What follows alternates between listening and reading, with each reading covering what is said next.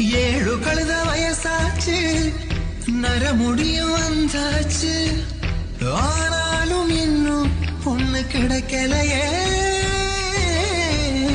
பையனை பத்தி கேட்கும் போது வீட்டருகில் பொம்பளங்க கண்டதையெல்லாம் சொல்லி கல்யாணம் தடுக்கிறாங்க.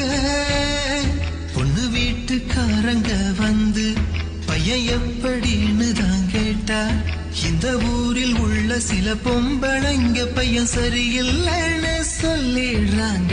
அதனால வந்த வரணும் போகும், திருமணம் எப்படி நடக்க போகுது, எங்களோட நிலைமைய புரிஞ்சுக்கிட்டு பொண்ணு கட்டித்தா